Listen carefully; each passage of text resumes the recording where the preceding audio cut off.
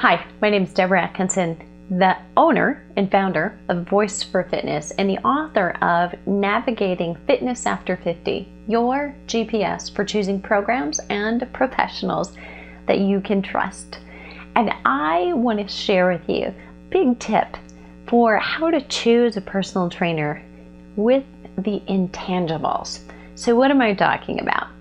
Well, if you click right here and you go to that list, you're going to get some tips, some great tips on things to ask a trainer as far as what's your certification? How much experience have you got? Is that certification current? And is it one of a handful of ABC alphabet soup I will give you? So you have some things to ask. Things like, are you experienced with working with someone just like me with the same goals? And could I talk to those people? Just as a reference, how much do you charge? What's your cancellation policy? But when I talk about those things, those are all really tangible pieces of business that you need to know. What's the intangible?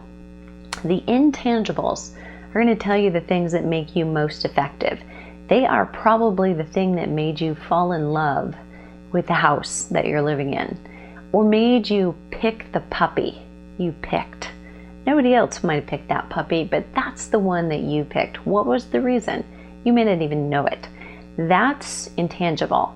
So what is that intangible aspect, that component of a relationship between a customer or a client being you and a trainer that makes it really work? Well, after 30 years in the fitness industry, and after personal training finally evolved in the Midwest where I was, there's probably 15 to 20 years of real experience there. Here's what I've learned about my longest lasting client relationships and the ones I saw among my staff members and their clients and our customers. And it's this: there are things that you would have in common with your trainer.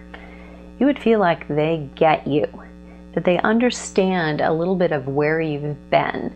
Now, that doesn't mean that if you're 48 and your trainer is 22, that you can't relate, get along, like each other, and have that work.